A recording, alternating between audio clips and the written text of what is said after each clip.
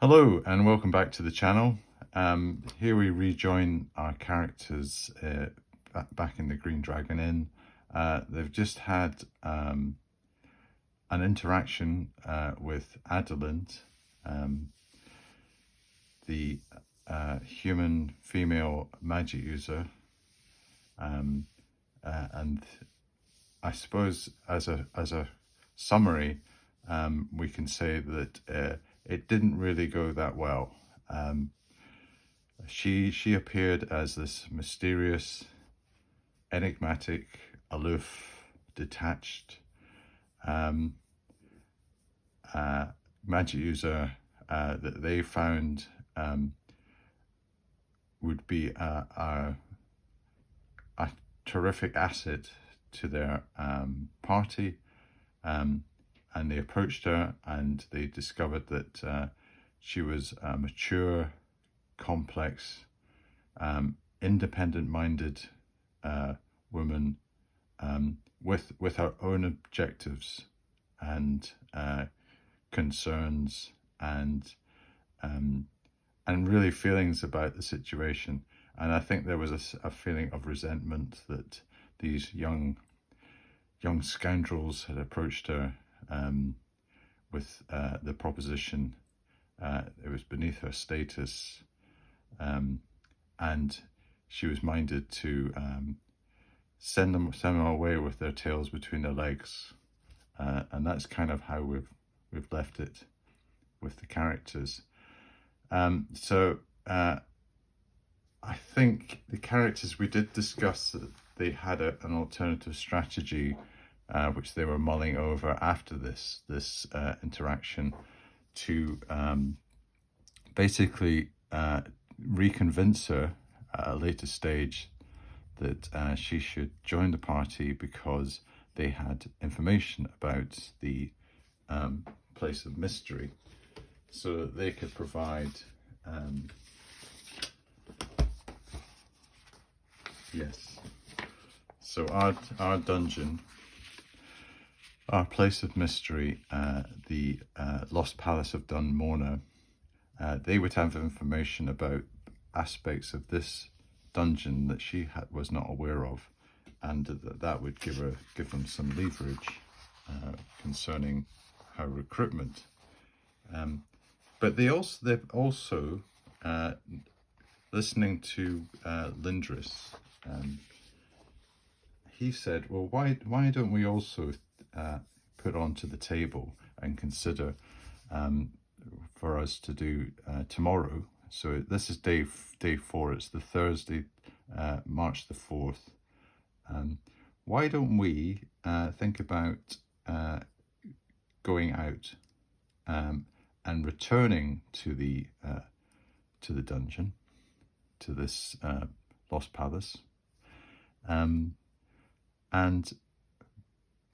get some real tangible success, and make some because we've not achieved much in terms of reward yet, so we don't really have that kind of that credos that would, or kudos that would come with a big gain. So, we've fought monsters, but we haven't really got much of a return yet. So if we came back with something outstanding, something that would improve our reputation, that would not only impress maybe Adalind, but maybe some of the other characters that are in the Green Dragon just now. We might win over Malor Pathfinder, the human druid. There's Tibbert to think about. He's a human cleric. Maybe we don't need another cleric, but he's an option. Even though he's overbearing, this overbearing just might mean that he's very forceful in his opinions and really likes to come across to people as being someone that is important and needs to have his, he is under, one of the disciples of Eithrix the Lightbringer, and they're all about, pushing the word out to the masses. And then there's Clothar, this other human druid, who, you know, he has got some downsides. He's an egotist. He's arrogant, but maybe a bit of arrogance is okay. And, you know, that's a reasonable trait for an adventurer. You know, they've got to have a bit of swagger. So he might be a good option. So this is all something to maybe consider. Now, I also wanted to talk about today the significance of the date. Now, I will admit today is my birthday, so happy birthday to me. It's March the 4th, and I thought, well, what a strange coincidence, because actually on our game calendar, if I can find it, I did put it away somewhere. I should have had this again. I always say this, I should have these things. Here we go. Yes, we are on Thursday, March the 4th. So our 4th day into the adventure. And I thought, well, that's a bit of a coincidence. So I should really mark that occasion. And you might say, well, my goodness, you certainly couldn't do this one-to-one time, because you're so slow, Brian. You know, you've crawled for, I think you started, in fact, I'd looked up when I actually put up my first video. It was, let me just check my notes. It was, yes, started the 19th of January. Now, I already had, I mean, on my channel's ancient. I started dabbling on YouTube, probably about eight or 9 years ago, and I was trying to do things with wargaming, and I had some basic figures and some.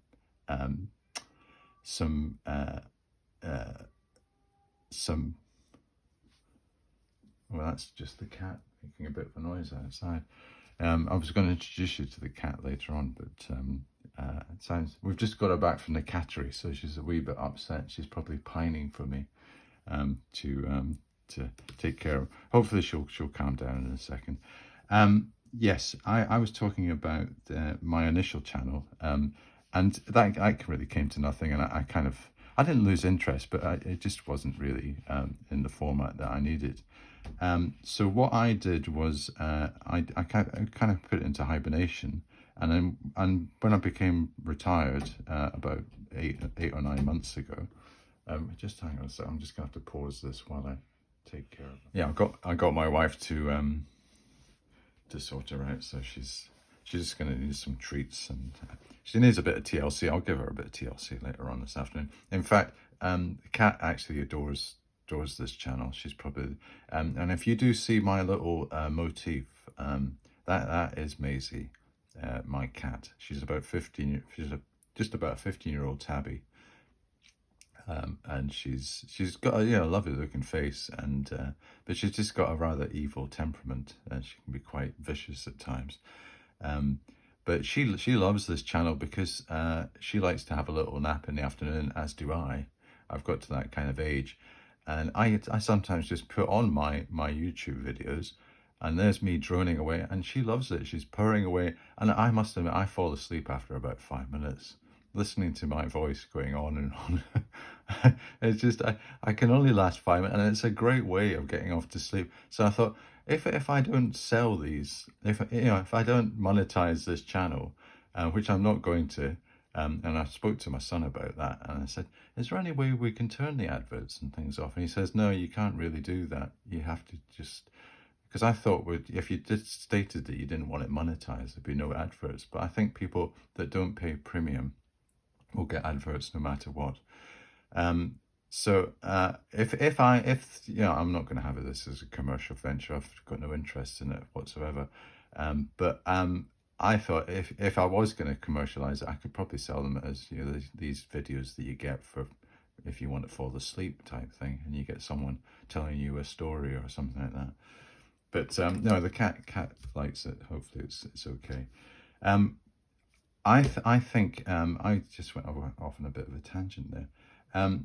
talking about the dates, yes, the only thing that I can say about this 4th of March, this is another coincidence, this 4th of March, I suppose indirectly I am a bit of a film star, and I say that talking about the fact that I appear in the Resident, the first, the first Resident Evil film.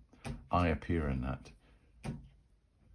Yes, we were talking about the Resident Evil film, and if you remember the film, and a lot of people kind of complain that it's a load of rubbish and whatever, and I've got a bit of a soft spot for it. I haven't seen any of the other ones, but I have seen the first one, and I think it's probably more the premise of the film as being so grotesque. This would be done to people, and you release this horrible gas, and it turns them into like zombies and flesh-eating monsters, and then they start to mutate, and it's terrible.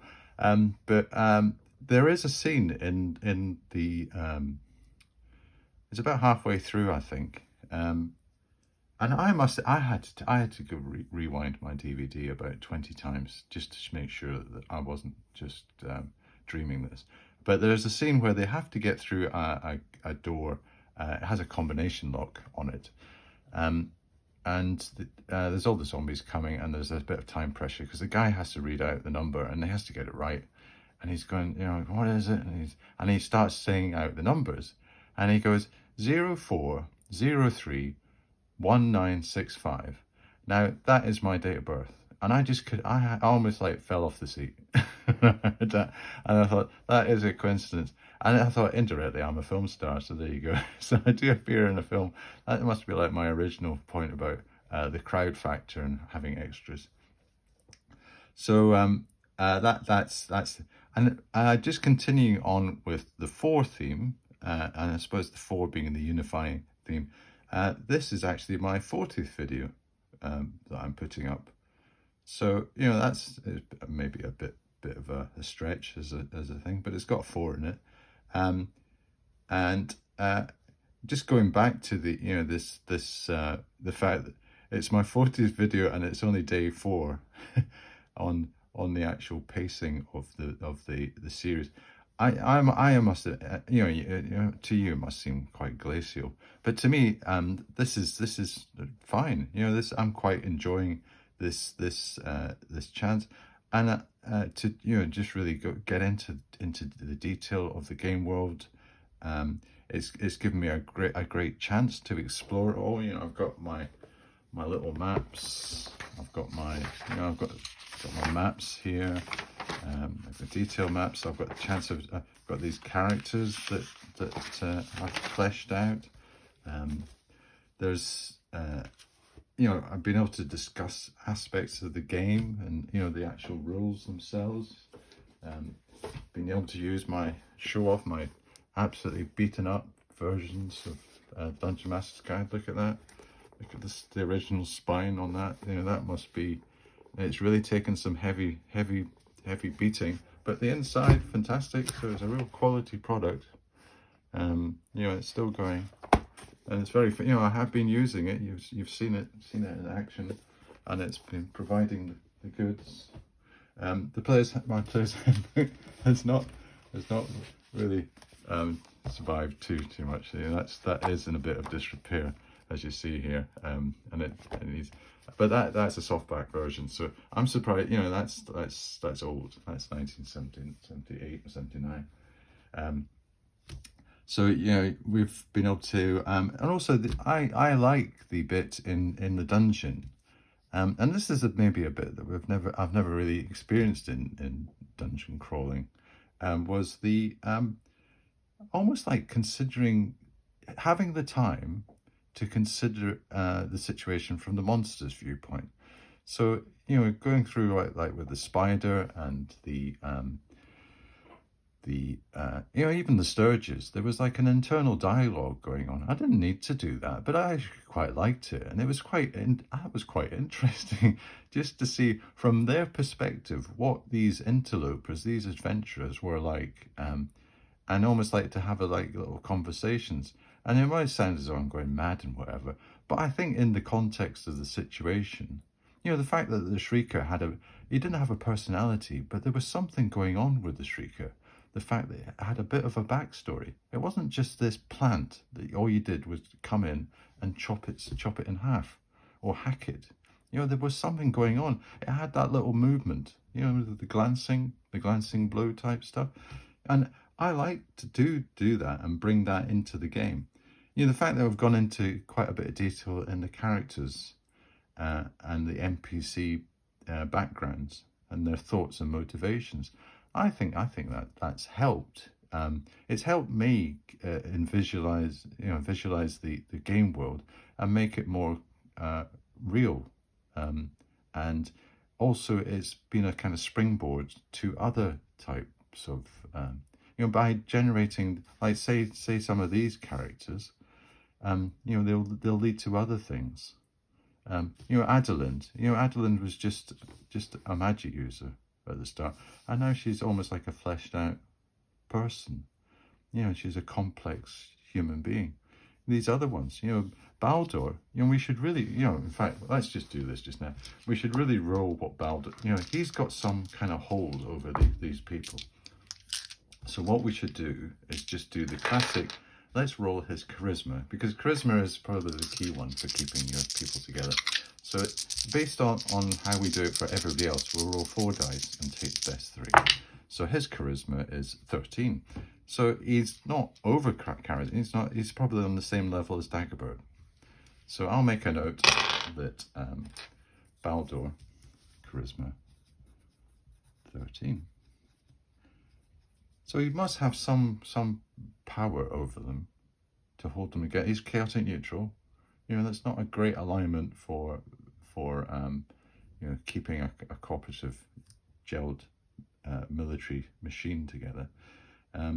But maybe he's got a charisma that is enough to have some loyalty. Yes. Moving on.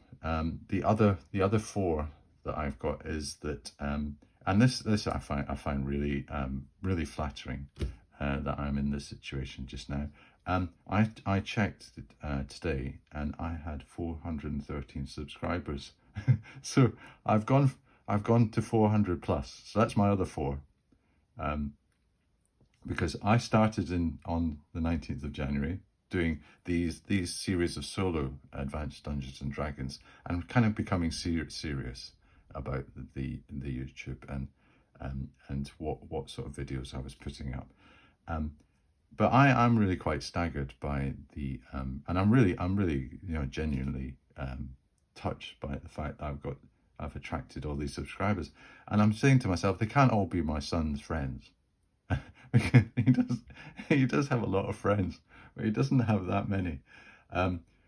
But so having said that, you know, Brian, you know, I've got to keep grounded. I'm going to continue to keep grounded, because one of the objectives, in fact, probably the primary objective of my channel, deep down in my heart of heart, was I wanted to create a YouTube channel that I would want to watch, and I would want to watch again and again and again, and I'd want to, like, not hang on every word of the person, but I'd be so interested in it, and that's been kind of to maximize my pleasure in the channel. That's been kind of one of my driving forces. I am minded of we used to have in the UK. Well, it's based on a Danish brewing company called Carlsberg, and they have very good lager. And they ran a series of adverts in the UK, and it was all about you know, imagine if it was Carlsberg. You know, if Carlsberg could do, say, air travel, this is what it'd be like. And it was like the perfect airline. It had, you know, everything was tailored around how you would want it to be. Like, you didn't have to wait in queues. You could walk straight onto the plane. You'd have lots of nice stewardesses giving you lots of nice drinks to drink, and it was just, you know, perfect. And that's, in an indirect sort of way, I want that kind of, if Carlsberg could make YouTube videos, this is what it was like. So in my head, that's kind of what I'm after. So I'm not going to boast, because I'm British, we're very modest. So we're not going to blow our own trumpet and whatever. But inside, that's what I wanted. I wanted something that I would really like to watch. So I'm going to continue in that vein. And if I'm slow and pedantic, I'm slow and pedantic. Um, um, this is well, we're still a democracy, across the Western world. You have every your option. You can watch, or you you don't watch. You could play it to your cat, if you want. That's a good option. So I'm just saying. Yeah. Now, there was something I do want to talk about. And I want to actually use this episode as maybe just a bit of an overall recap. But before I get to that, maybe it's just some of the plans for this channel. Now, I did mention at the start in one of my first videos that I was interested in the traveller side, and I thought I would quite like to do a solo original traveller campaign. So I have all the old books. So I have the original, this one, book 1, Characters in Combat. What else? Book 2, Starships. So this is out of the original 1977 box. I don't have the box anymore. And in fact, I got this from our referee, and he must have just given it up on it and said, Brian, you can have this. And then I've got the Mercenary supplement, which is this one. It's got this fantastic picture at the front, which is I always love this picture. Yeah, isn't that cool? Yeah, it's tech level 5 to 7. Yes. And also I have High Guard. And what else have I got? Yes, the first adventures we ever did was the Cannoneer, which was a spaceship, and there was lots of different types. Yeah, that's a copy of what it looks like. And then it was based in, this is the first time they were trying to make something out of the Third Imperium as a setting. And you had all these amazing, just these very vague, back of a post-it note kind of little blurbs, but they were so evocative of something that was, I think that was one of the beauties of Traveller, was just, it was like, less is more type thing. Very, very much of that kind of philosophy. And then we had the Spindlewood Marches, and I got things like Citizens of the Imperium, and we played Research Station Gamma. That was amazing because it was very cold. Twilight's Peak, Expedition to Zidani, Double Adventure. Then, of course, we had the library data, and things. I got a few of the Traveller's journals. And then there was this hand-to-hand thing called Snapshot you could play on a ship. Now, what I plan to do is, in fact, this has been inspired. I'm not going to take any credit for this at all. This has been inspired by the Joy of Wargaming's channel, who not only did the solo advanced Dungeons and Dragons, which I find very inspirational and very, very entertaining. He really is very funny. He's an American. I think he's based in Hawaii. And he's very, very charismatic the way he comes across. He's bombastic. He's quite loud, and he's got a lot of kind of these friends that he keeps on going around about, the Bro SR and all these pals. They've all got these really strange names. But well, I suppose that it's not their real names. I suppose it's their kind of they're kind of. I just call myself Brian's Channel, and I suppose that's a bit boring, but I thought, well, that's kind of, that's kind of me, but why be flashy? Again, this is the British thing. We're not really into that kind of, we're not ostentatious and out there type thing. We like to keep our light under wraps. So in a long-winded sort of way, I'm planning to. In fact, I'll just show you where I get the other inspiration from.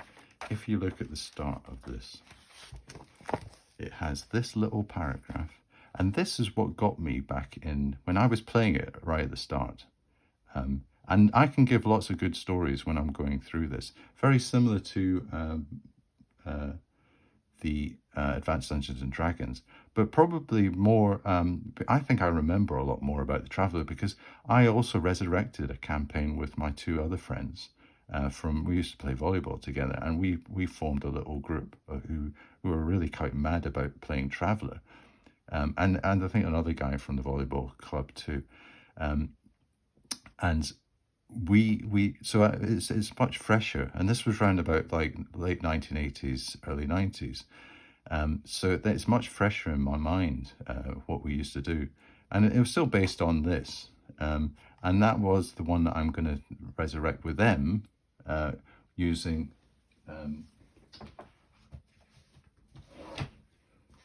not the Traveller's Compact, using this one. Yeah, this one here. A much more up-to-date core rulebook for, I think it's called Mongoose. And it's based a lot on this, but it's massively expanded. So you've got pictures and stuff like that, and stuff, and it does keep the original spirit. But I'm going to use that for their game. But I thought, as a kind of mechanism to inspire my it's just fallen off the bed, to inspire my creativity, I thought I'd use this campaign on the channel and just go right through it the same way I did with the solo Advanced Dungeons and Dragons. That would be my challenge, to see whether I could create something special from that. And I'm not just going to use this vanilla. I do have some minor amendments, but they're going to be light touch and similar to the ones I've already done for my Advanced Dungeons and Dragons. They're not going to be like new rules, but they're going to be little aids to solo gaming that I've already tested it out on a solo game with a few characters, just to test out certain bits and pieces from like a subsector that I'm designing. But I'd like to kick that off and have it as a separate playlist, in parallel with the solo Advanced Dungeons and Dragons. And just another couple of things I just want to cover. There's the yes, the calendar that I was talking about, and the fact that the Green Dragon, I alluded to what I would call my churn factor, which was the day-to-day operation of the inn, and the fact that you get arrivals and departures, and you get events and that type of thing, and it's also a seeding for other missions. I have now got in a point where I have developed in my head a mechanic to do that. So I would quite like to demonstrate that when we get to the start of next week. So based on the track record, that's probably going to take about another month or two of playing. But probably, all seriousness, that's probably going to be in the next few videos, because now that we've got adventuring, I feel like we've got the bridle between our teeth type thing, and we're off and running. So I feel like the pace of the adventuring will increase. We're more comfortable with what we're doing, and we've got kind of an idea where we want to go. So that is, I want to show off that mechanic. And then one final thing before we finish for today, and then next video we'll probably start heading off into the wilderness, back to the dungeon, is to just maybe, this is something we did, I was just checking on my notes, it was my 12th video, and we went through my original, I call this the 9 steps to your campaign development, and we managed to tick off 4, which were things like having a starting base, defined place of mystery, generate your starting hex, dominant terrain, all that sort of stuff, and creating the player character party. So we managed to get all those, but we had some things circled, and I just quickly want to just recap on them and see how far we've gone with them. Now, generate the inn that the characters are based in with a complement of patrons and occupants. I think we could successfully say that we have done that, because I spent five videos going through the Green Dragon, the generation of the innkeeper Fredegar, his wife Martha, his bossy wife Martha, and Seymour, who was his rather, he was a bit misunderstood at the start, but he had an arc and he became good in the end. And the entertainment and what it looked like and who were in it and the interactions we had, and I established with you my interaction mechanic and how that was the spark, the catalyst that got things moving in the end. And we had a few interesting interactions, and there were some characters. There was that Hallis the investigator, and Baldur appeared, and we generated lots of stuff from that, and the characters could use that as a base to explore the rest of Marchton, which we fleshed out and used our generation rules. So I would say that this inn thing was part of a lot of that mechanic, where we just got our starting base sorted out, and we used that as a springboard to go out into the world. So I would say that that's a tick, and that's done. The next one is establish the first adventures and missions using the adventure generator in the local and surrounding area. Now, we've still not done that, because I think my churn mechanic is going to explain that. And I did have that basic format that I could have done when we were doing the inn, but we didn't have a patron, so I didn't generate it then. So I'll be able to demonstrate that when we do the churn mechanic in the next few videos. The next one, for the initial adventure, perform a delve into the local place of mystery as the first mission selected. Well, I have counted, we've done 11 videos on the Lost Palace of Dunmorna. We've been down it twice over 2 days. We've had a few encounters, maybe in comparison to some of your dungeon crawling that you're used to. Maybe this is just a handful that would only take you a few hours, but I think that classifies that we've done it. Probably not to the point where we can say we're satisfied that we've achieved all our objectives and we've got a massive amount of return from the delve. But we have established how we approach this part of the game, and I think I'm far more confident in the characters to actually achieve and go forward. So I think I'm going to be generous to myself and say that's a tick. We've actually done it with our first one, and I don't want to be too harsh in trying to score myself. Once the party has completed the first adventure, the campaign should develop organically, and I did this kind of almost like a big statement. So I think that's part and parcel of this, and that will feed into my churn mechanic. And we have been running a calendar system, passage of time. We just haven't maybe started new character parties to fill in for downtime and gaps, and we haven't really had downtime and gaps. So I'll keep that open. I'll keep these 3 open, but that's another 2 taken off the list. Okay, right, I think that's probably enough for today. Yes, the main point was to get over the fact that thanks very much everybody that subscribed. It's really terrific. I really feel very, very grateful that you've tuned in and you're interested in coming along for this ride. And I if you're interested in Traveller, this should be nice to have as a side dish.